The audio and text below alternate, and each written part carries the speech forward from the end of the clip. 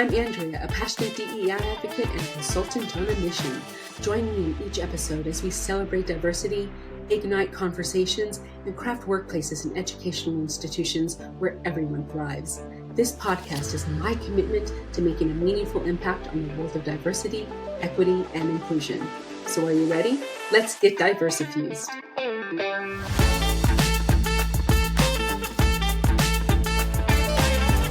Hello, everyone. Welcome back to the Get Diversifused podcast. I'm your host, Andrea Horton-Mericli, founder of Diversifuse Consulting and a passionate DEI advocate and ally. In today's episode, we will discuss empowering diversity, building teams that invite value, with our guest speaker, Jennifer Braganza. Jennifer is an executive leading a global team with a background in process design, strategy, and transformation.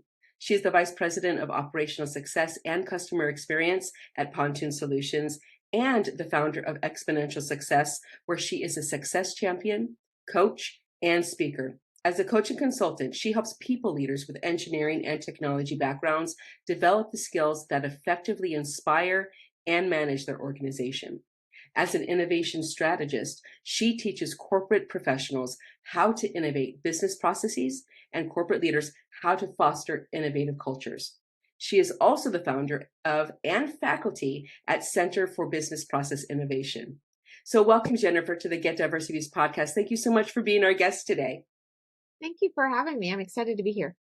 I'm excited to have you.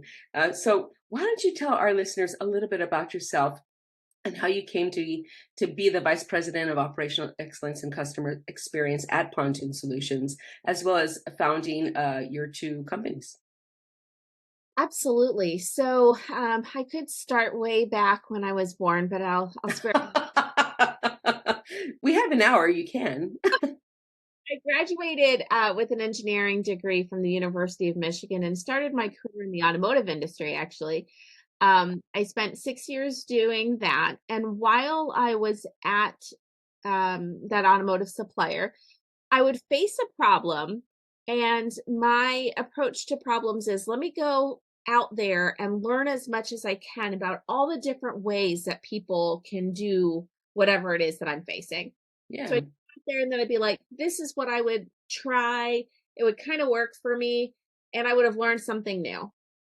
That was kind of my style as I entered the workforce. I was young, obviously. I was a person of color, working in a very male, and in the company I worked in, an older male. And so there were a lot of things that I was trying to figure out about how to stand up for myself, but doing it in a way that still allowed me to collaborate and build relationships with people who were very different than I was. Fast forward a couple years, I ended up going to teach at UNC Charlotte for 5 years. I taught engineering. And so again, facing different challenges, working with a very different population. So on one front, I've got students who the vast majority of were male. Then I also had a very diverse group of folks that I was having to engage with as a faculty member, with most faculty also being older, white, and male. And so I was learning things as I went through that process, and I started looking for opportunities just naturally to share what I was learning. Yeah. 2007, I went through a business coaching program, and as part of that program, I was just trying to learn how to be a better coach for my team at the university and to teach them how to be coaches for students, actually. But as part of that process, you get a mentor coach, and the mentor coach looked at me and was like, hey, why don't you do this? Why don't you start your own business and talk to people about all the things that you've learned? And I was like, who's going to listen to me? Like, I'm a 20-something-year-old, like, I want to do that. I want to be a coach. I want to be a consultant, but I think you have to be older to do that. See, even I had misconceptions about what it taught. But my mentor coach was like, no, you can do this. And so in 2007, Exponential Success was born. And it was my way of taking all of the things that I had learned that, through my journey and being able to give them back to the people I interacted with, other folks who were still trying to figure those things out. From the university, I went to go work for a large financial services institution, one of the US's big banks. Did a mix of change management, project management, process design, strategy, and transformation. Was there for almost 10 years and kept doing exponential success in the background, speaking at conferences, taking on coaching clients. Mhm. But I'd always had a passion around innovation and creativity because I strongly believe that we as humans have the ability to transform not just the service that we provide to others, but Yeah. for our communities and ourselves. And we can do that by unleashing all of the creativity, all of the problem solving we have in our brains. And so I started really getting into design thinking, innovation, and learning how to facilitate that process so that I Yeah. could unleash the collective genius in the room. Mhm. So exciting. And I was having so much fun being a facilitator. But I also was realizing the power of co creation and that co creation also helped you with change adoption. So I was learning all of these things, and COVID hit. Oh. In Ah. COVID despair, I was like, I need to do something for myself. So I took Mhm. a coaching program around visual facilitation and learned how to draw, which I'm not an artist. So it was just Oh. learning to use pictures to communicate in a different way than I ever had. And then in December of 2020, I changed companies, and now work at a Fortune 500 HR company where, as you mentioned, I lead the operational excellence and customer experience team. And so, funny enough, everything that I have learned on my journey has brought me to this place. It is a mix of all of the skills that I've developed, and I get to facilitate. But I wanted to, again, figure out how to give back those Mhm. skills that I'd figured out and have been mentoring and coaching people on informally. And so I created the Center for Business Process Innovation. So that was very long, but there you go. That's how it all came to be. I love it. I love it. And I love that your mentor, when you were 20 something years old, like I'm a very strong proponent of mentorship. I love that your mentor s- uh, made you recognize the skills and experience that you had within you and the value of it that it could bring to others. And because as more so as women, professional women, and women in general, and women of color, we tend to um, self doubt ourselves a lot more, and not recognize all the experience and value we do have, and skill sets. And we tend to minimize them, like, oh, everybody has that, and people can do that. This is nothing, but not. I mean, we downplay it, and so I'm so happy to hear that your mentor opened up your eyes and pushed you out of your comfort zone, and it just started you on this domino effect of a wonderful path of growth, and entrepreneurship, and that's just so wonderful. And so my question is, was your mentor male, female, a person of color, older, around your age, or what, that first mentor, I should say? So he was assigned to me through the coaching training that I was doing. So he was an existing coach. He was older than me. I mean, I probably in his 40s or 50s, which Hmm. when I was in my 20s was super old, funny enough. Yeah. Now we're like, not so much. But a white male. And so Okay. it goes to show you the power of allies, and you don't have to be a person of color. You don't have to be a woman to support diversity in the workplace, to support diversity in the community. I think you just have to see the value of Mhm. different opinions, of different ways of thinking, of different ways of doing things, and recognize that there isn't one right way to do something. And Mhm. often when you bring diverse opinions, you come up with a better solution. And there's It's true. so much research that supports that. But I think sometimes people haven't had enough personal experience of it to Yeah. recognize how valid that is. Yeah.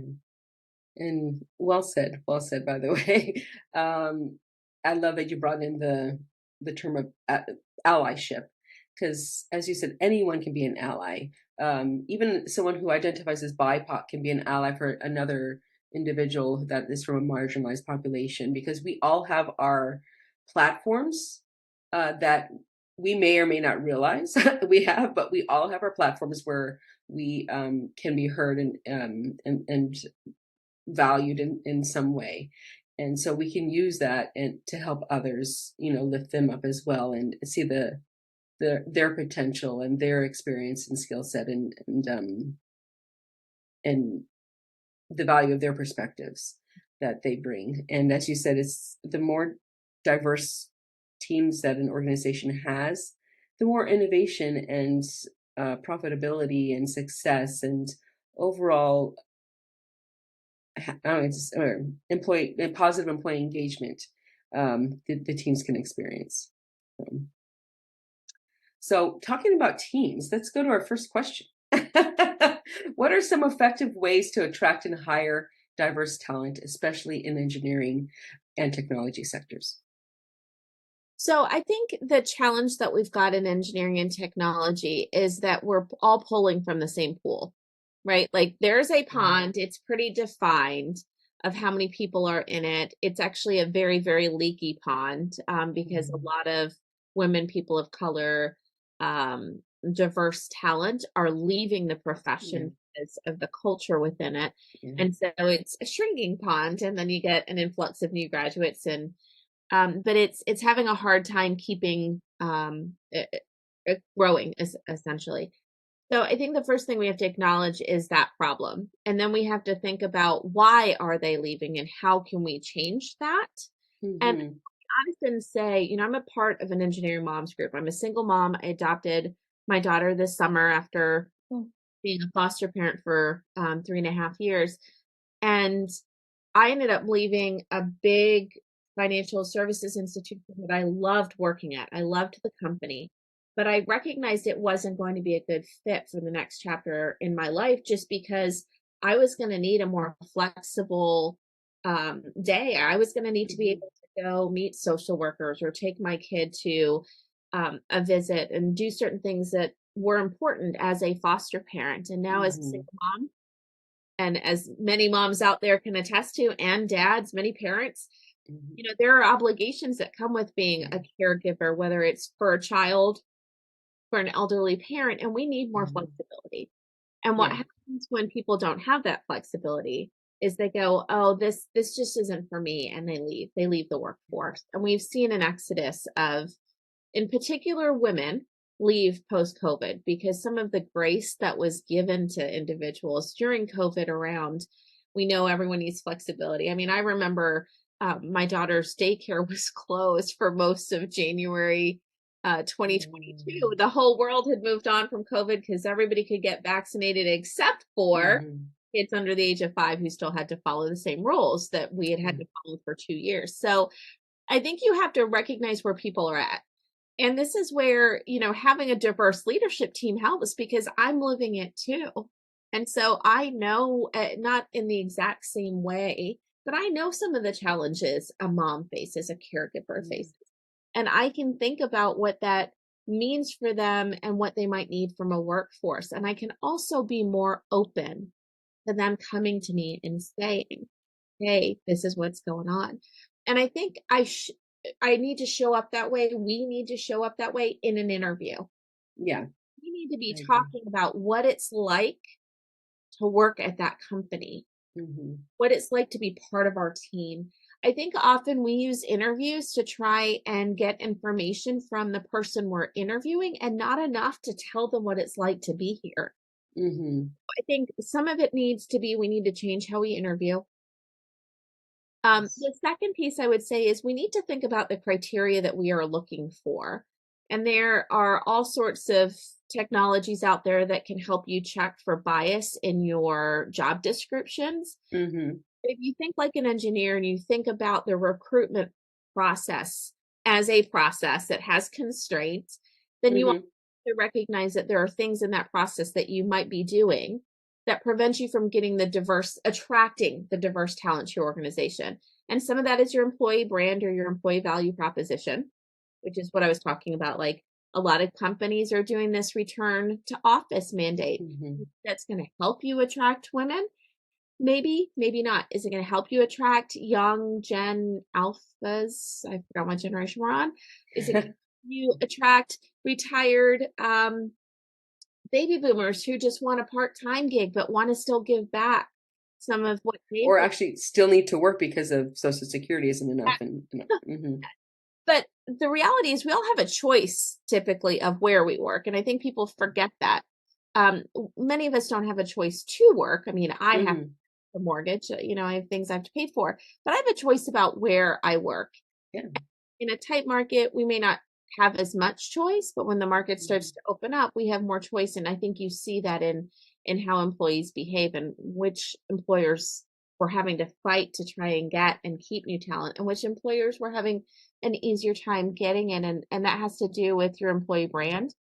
As a leader, I think it has to do with how you show up in an interview and how you yourself. But then there's a whole system of things that we have to think about as an organization. One of the things I still talk about, my previous employer, so when you hit a certain level, to move to that next level requires a certain flexibility. You have to be willing to travel.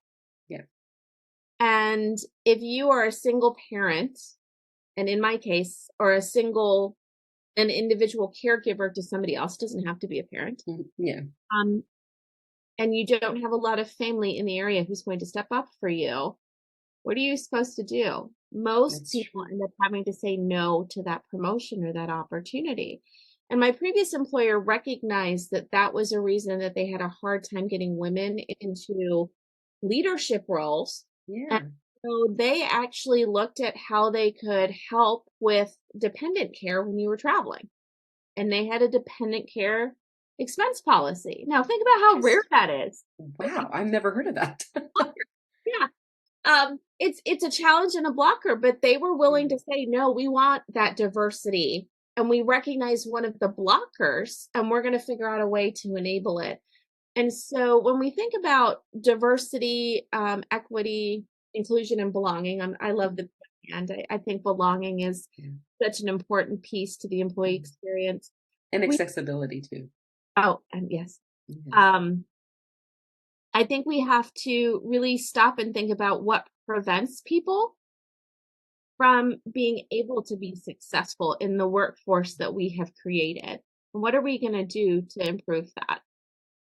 I agree. And when you were talking about the interviews, to me, it actually starts, as you were saying, the employee brand. But when it comes to filling roles, it's pretty much at the time of job application. Your as you had said, are your job descriptions using inclusive wording? How are they laid out? What is the process of that the people need to follow to apply? But also allowing your team members to accept informational interview requests, because I've come across quite a few organizations that don't allow it. And so it's like when potential employees, candidates reach out, they either don't hear back, or they get I'm sorry, I'm not allowed to do informational interviews, but I wish you luck. Things like that, because that right there is eye-opening too. It's like, why can't they do an informational interview? What is there something that you're hiding that you don't want me to know? So things like that can put a lot of questions in an applicant's mind and potential red flags. So it just being more transparent, allowing for more transparency is a plus, because as you had said, the younger generations, I think the Gen Zs are starting to apply for employment now as they're graduating. Gen Zs, millennials, this stuff is very important to them.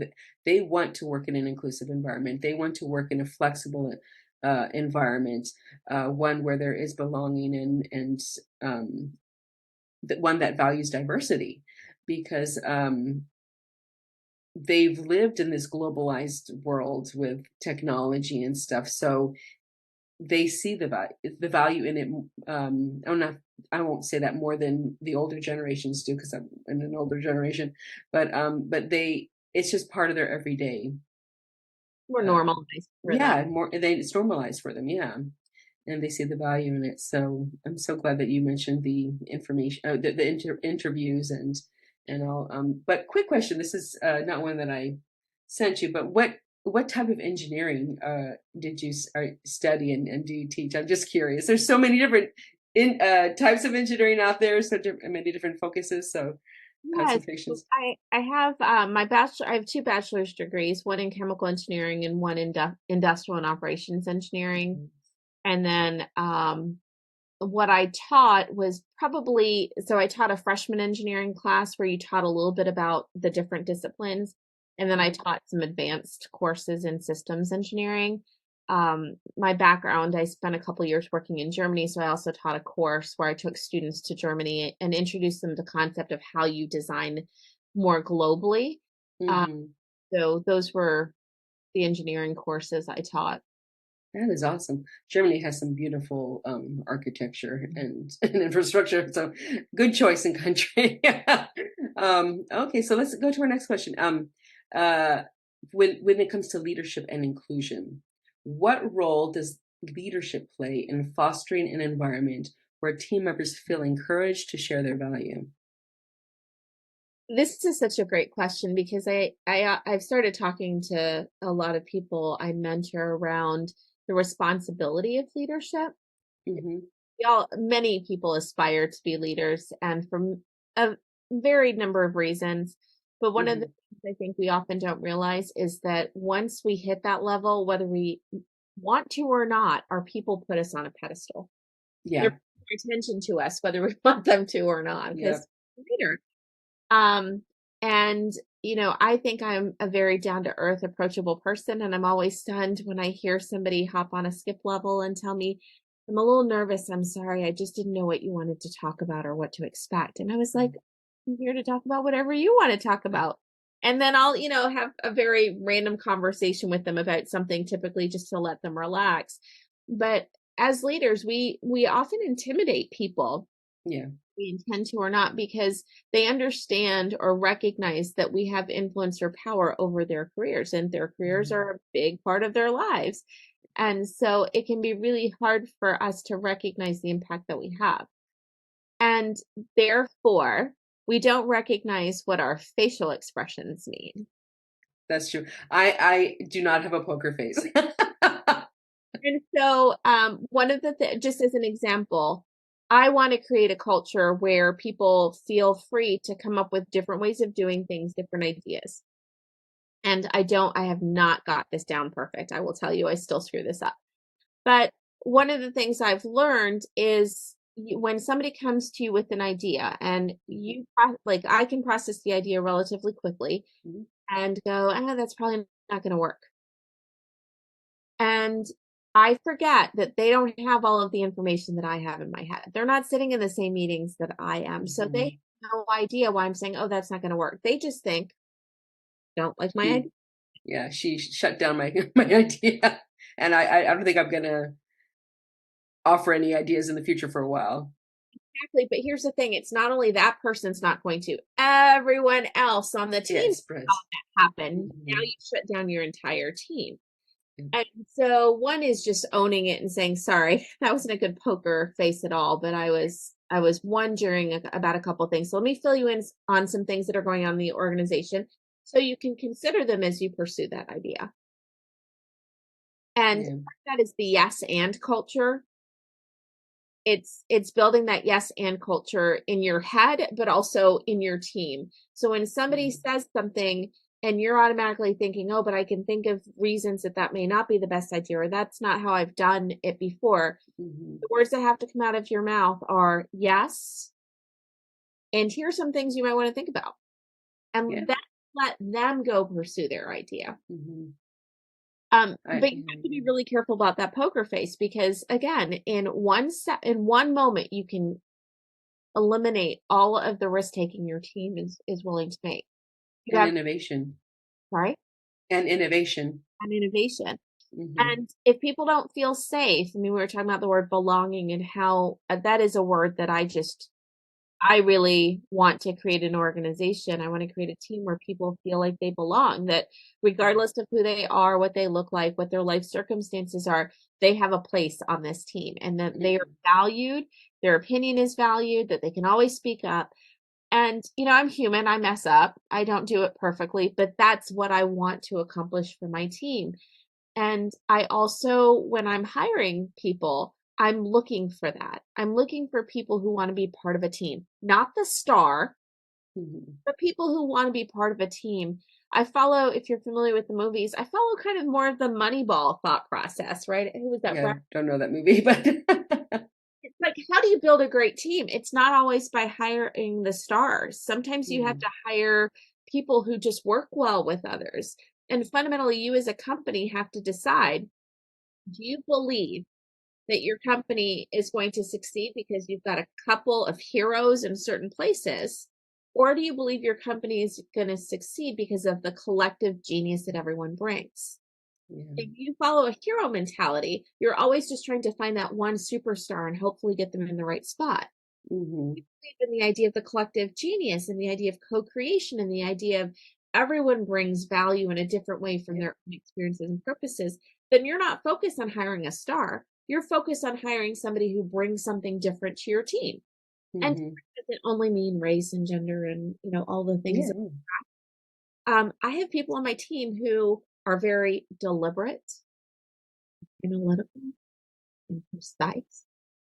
They pause before they speak, which is unheard of to me because I'm mouth. Yeah, I'm bad at that too. Those people. I need those people on my team because they slow me down because I know how to mirror. And so I slow my pace down with them. And they make me a better leader because I'm learning from them. So I think we can also end up creating a leadership team of mini me's, of people who are just like us.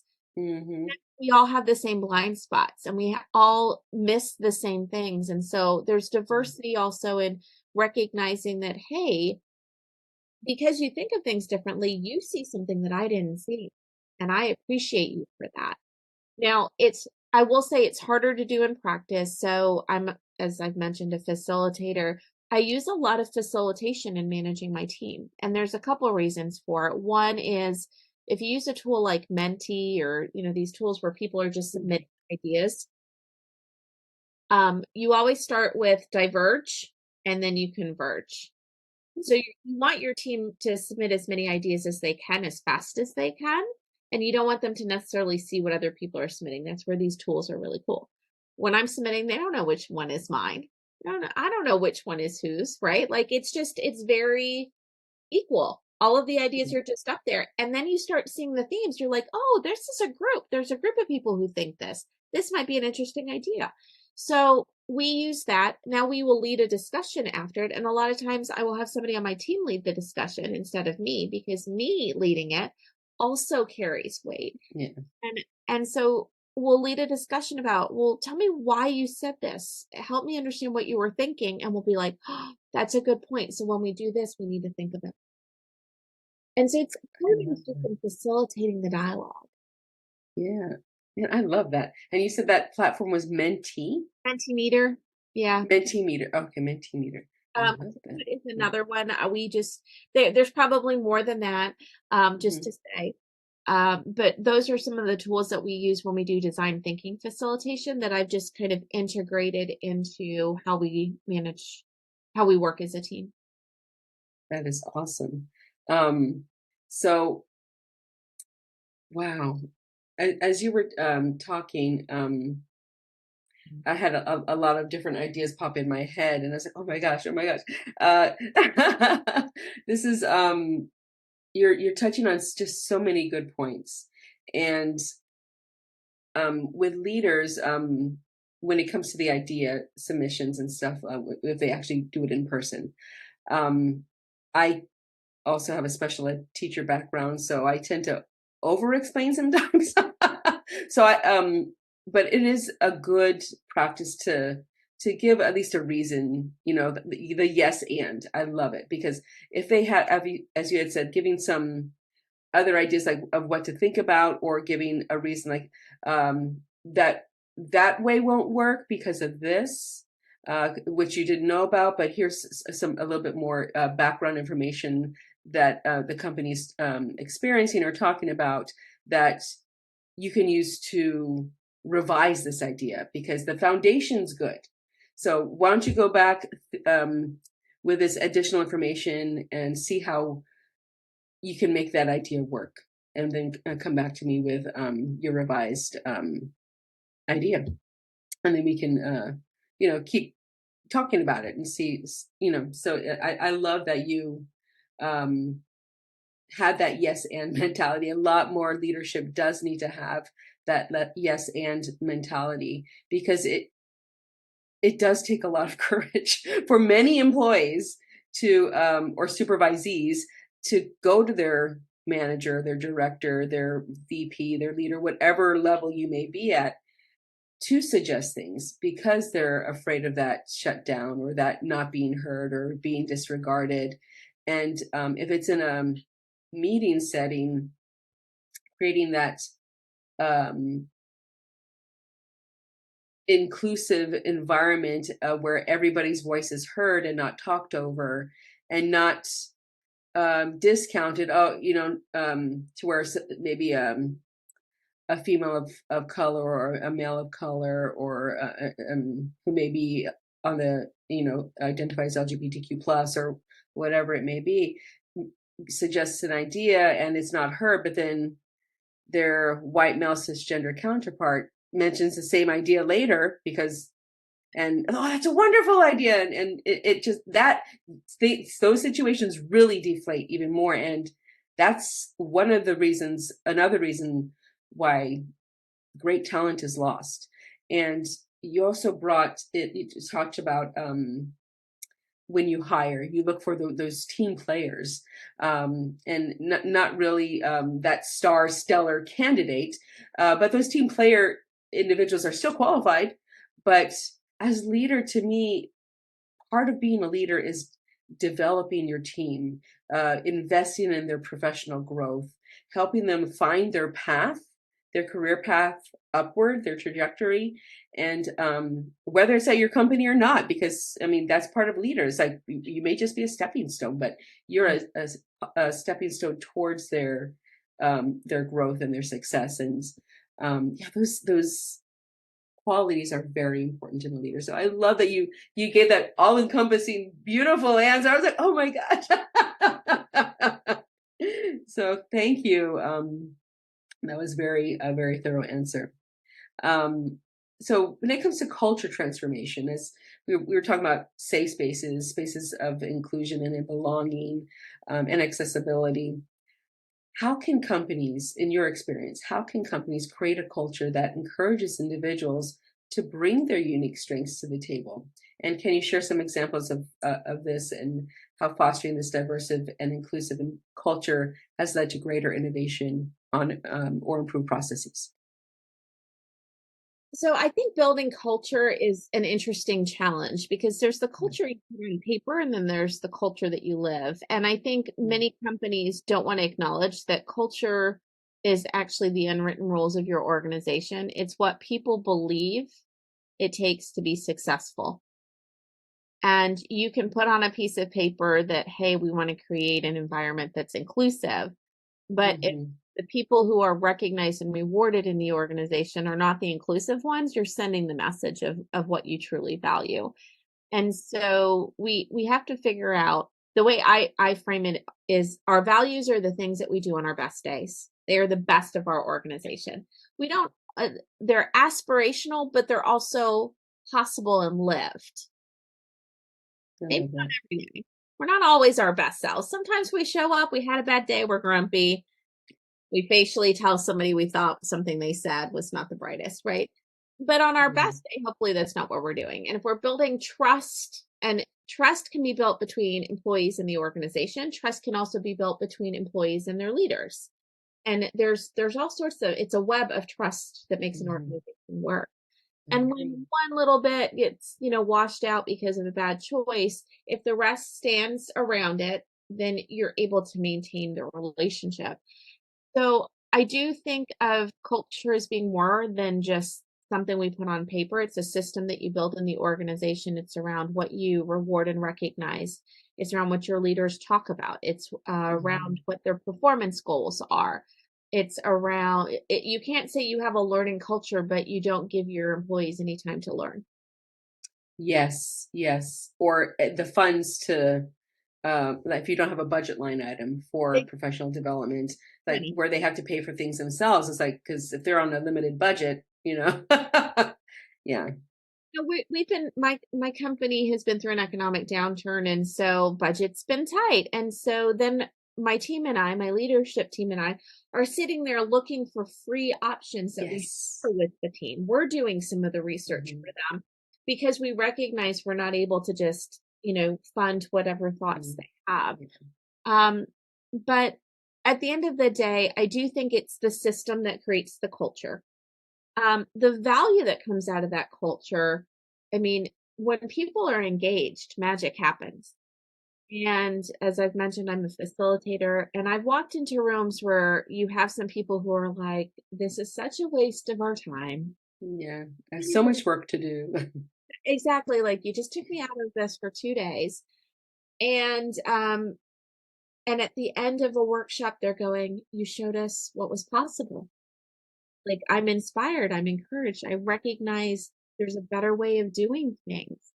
And there's the magic that happens when you get people in a room. I love working from home. But I also believe in bringing people together. I believe that companies need to figure out how you bring people together enough Yeah. that give people the flexibility they need. Because there's magic that happens when people are together, but it's not just when people are together all on their headsets. It's when Hmm. they're together and they're engaged in problem solving, when they're engaged in collaboration. And so how do you create the facilitation, the environment that enables that to happen? It's not just let's co-locate people and that's enough. Yeah. There's things that you then have to do. And when you do those, you do see output. I've been in workshops where I have seen people come up with ideas that I would never have thought of. And I'm just like, wow, that's so cool.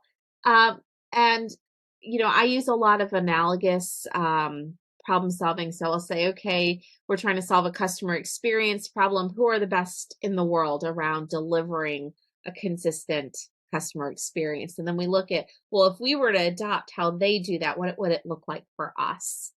And so just having people really brainstorm and co-create comes up Hmm. with ideas that one individual could not have. And, if people don't believe that, there's a leadership exercise. We used to use it with our college students as well. And it's a survival one. I don't know if you've ever done this where you get a group of people, you give them a piece of paper and you have them rank. Like you're on a boat, Oh, it's like which items they would take with them? Yeah. Yeah. you do it by yourself and then you do it as a group. And they have found something like in 95% of cases, I'm really, ballparking that number, but high percentage of cases, if we were not part of a team, we would not survive.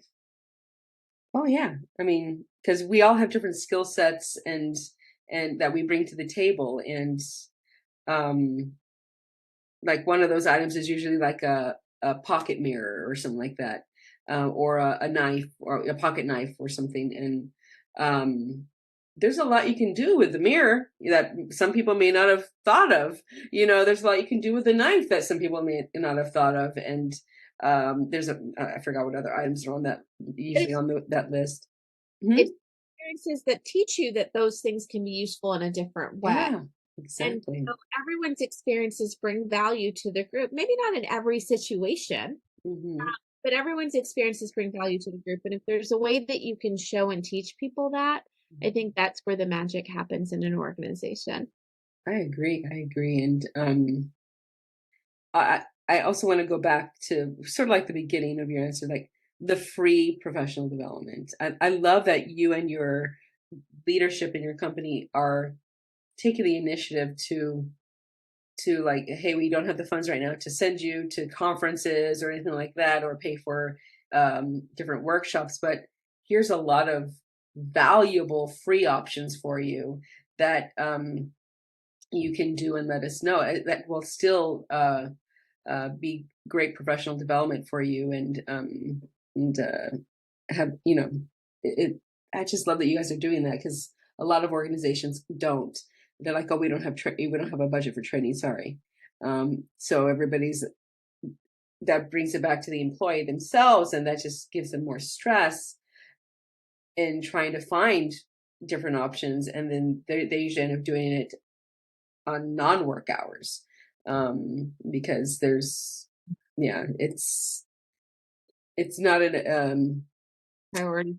priority it seems, it feels like it's not a priority, and organizations that are doing something like that don't realize that it can deflate the employees and create well, their employees won't be as engaged, their employees, or may not be as engaged, may not want to stay there as long, because they want to feel like they're being invested in some way, to where they can have the opportunity to eventually move up, whether it's at that organization or not. But still, it's I love that your organization is doing that. That's just wonderful. Well, and I think the key piece is that you can also ask them. I mean, when somebody comes to you and says, "Hey, I would like to take this training," and your response is like, "Well, I'm sorry, we don't have the budget for that," because I have had to say that to people on some. Of course, of course. The question can be, but what's a way that we could do this? And asking Mhm. them to help solve it.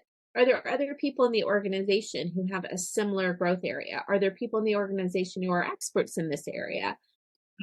What free content, because learning is not just books and courses and Mhm. formal education.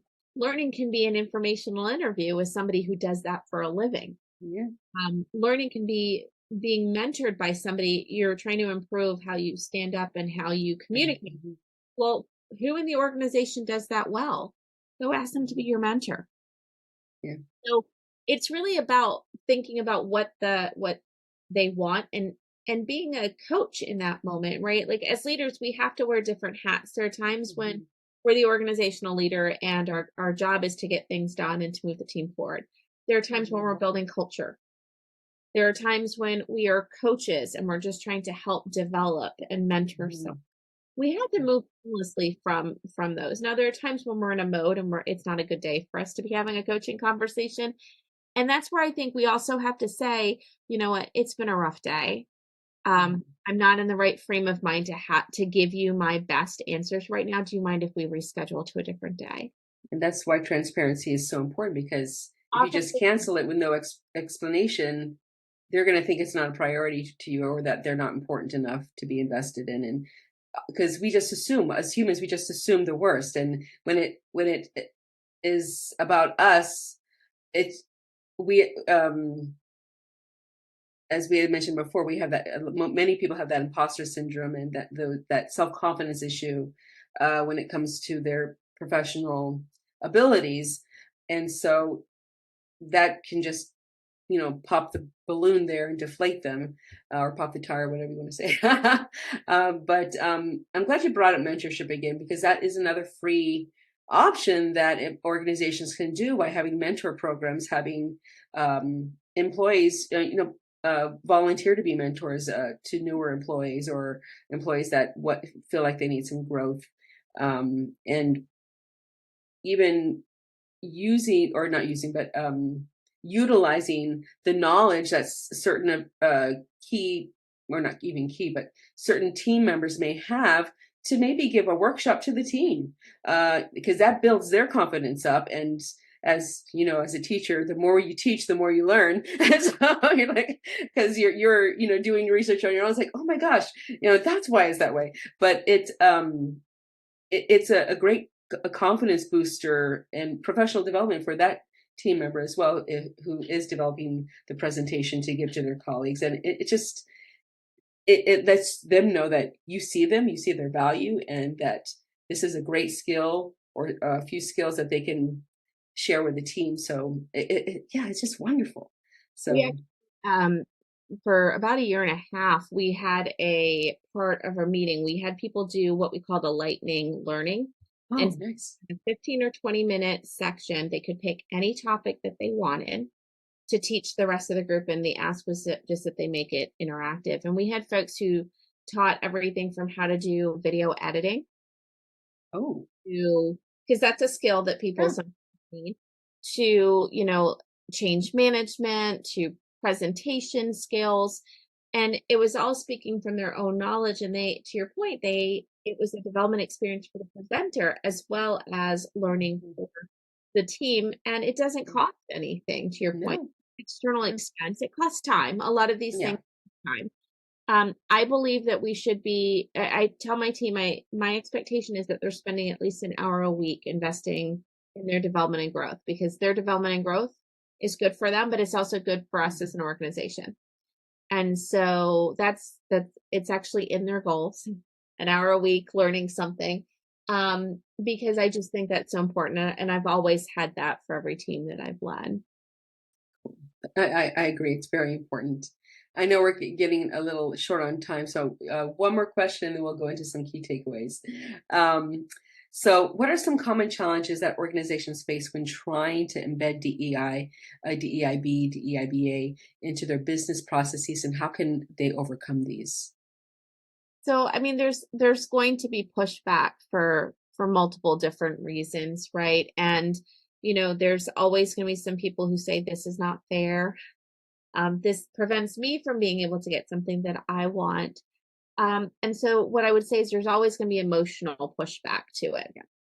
And getting people on board and showing the value for all of us is something that we have to figure out the right way to do.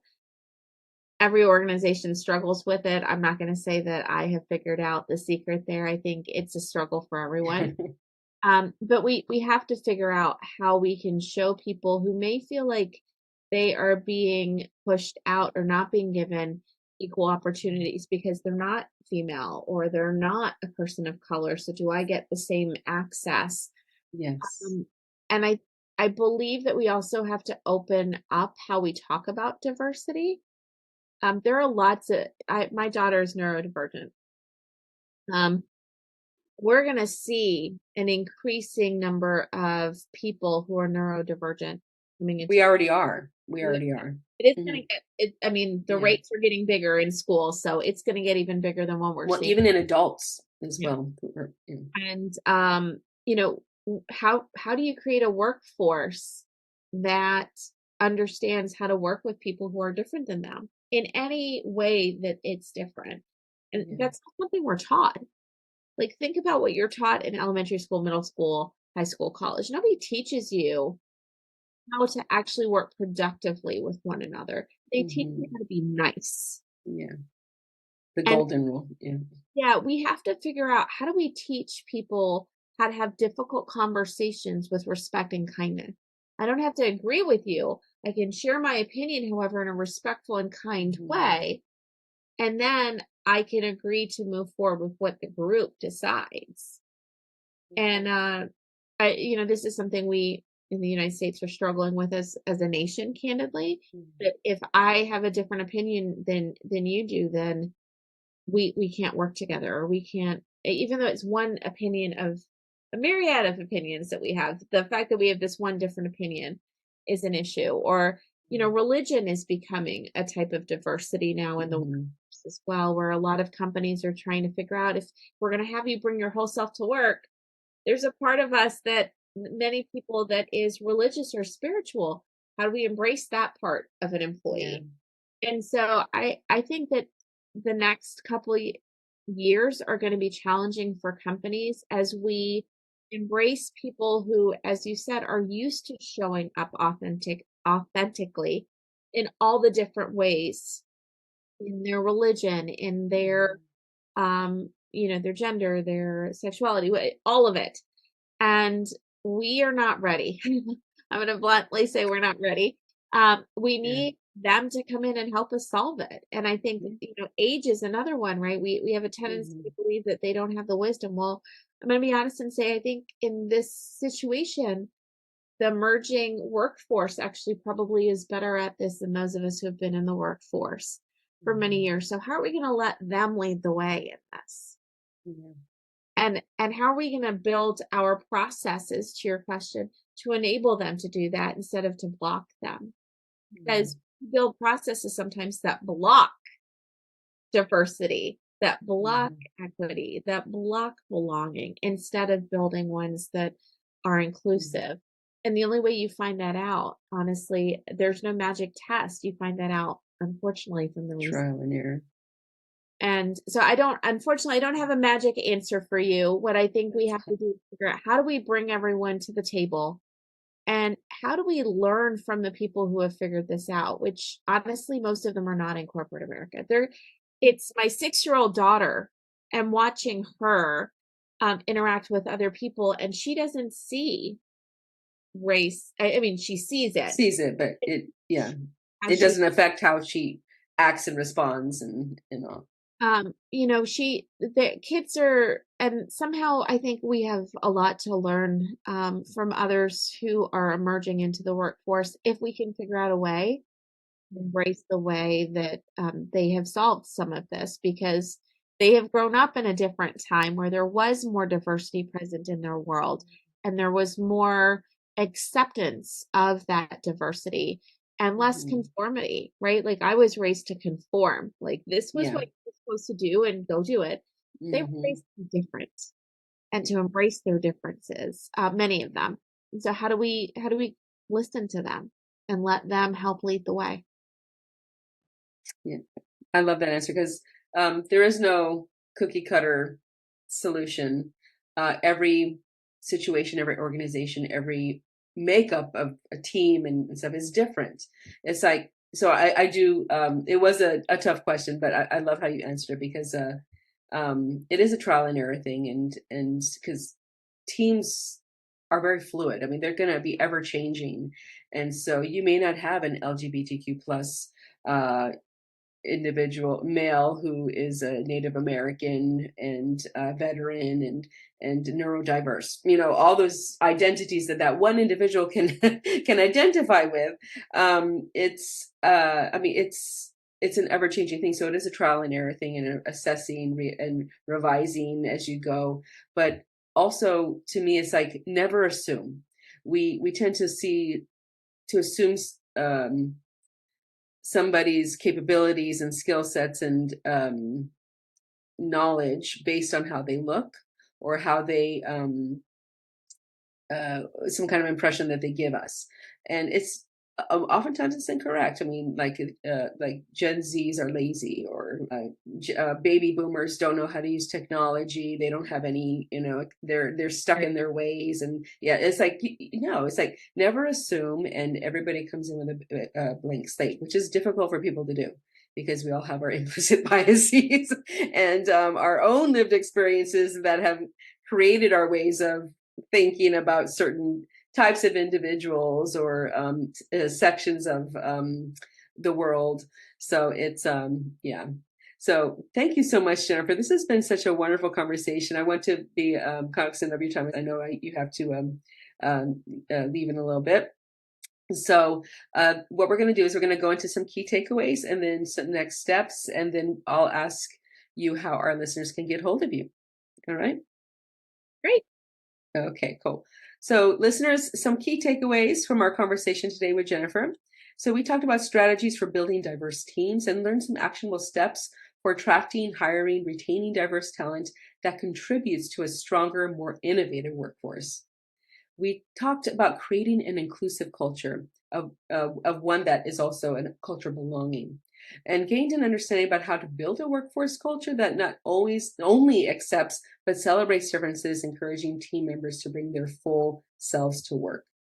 We talked about the role of leadership in driving inclusion, and discovered some of the skills leaders need to inspire and foster a culture where everyone feels valued, heard, and empowered to contribute their unique strengths. And we talked about leveraging operational excellence for DEI and gained some insights into how operational excellence and process improvements can support DEI initiatives, making them sustainable and impactful. Any other key takeaways, Jennifer, that I may have missed? I think the point that you made at the end about being aware of our implicit biases and how we see the world, the last key takeaway I would say is be curious. Ask questions more than state facts, because that way you learn more. But you also give people a chance to tell you who they are versus assuming who they are. So being curious and trying to really, what is the Covey? Seek first to understand, then to be understood. Yes. Show empathy and be curious. I love that. Thank you. Thank you. So next steps for listeners. So I always like to leave with a call to action for some kind of professional development, learning that our listeners can go and seek out after our episode. So self-reflect on leadership. Assess your leadership style if you are a leader. So assess your leadership style. How are you currently fostering inclusivity on your team? And what changes can you make? Connect with Jennifer. Reach out to Jennifer Braganza on LinkedIn or visit her websites, which we will get from her in a little bit, for more resources on leadership, innovation, and team culture. Assess your organization's practices. Evaluate your current processes and policies for building diverse teams.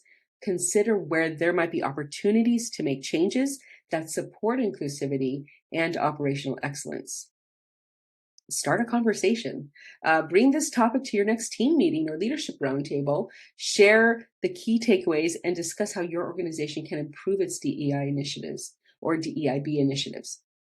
And follow the podcast. Stay informed on best practices for DEIB and workplace transformation by subscribing to Get Diversifused on YouTube or Spotify, and share this episode with your network to spread awareness. Any other next steps you have, suggestions you have for our listeners, Jennifer? No, I think you covered it. Awesome. Thank you so much. All right. So how can our listeners get hold of you if they want to reach out to you, whether it's for your coaching services or just to connect with you professionally? Best place to start is on LinkedIn. So definitely connect with me on LinkedIn. And then you can also begin at my website, which is jenniferbraganza.com. Awesome. Thank you. So listeners, I will have Jennifer's contact information on one of the last slides of our podcast today, as well as in the summary. So you can connect with her by checking those out. So remember, our episodes launch every Thursday at 7 p.m. Eastern Standard Time. So if you're on the East Coast, awesome, 7 p.m. If not, then just do the adjustments for your time zone. So listen to our next episode. And Jennifer, it's been great having you as a guest speaker on our podcast today. You're welcome back anytime. I loved all your insight and the way you answered the questions. It was very in-depth and just full of your knowledge and experience. So it was a good learning hour for me. So thank you. You're very kind. I am still learning and figuring it out too, but I'm happy to share what I have figured out so far. Awesome. Awesome. Well, listeners, with that, I guess I will let you go for today. Keep learning and remember, stay diversifused. I'll talk to you later. Bye. Bye.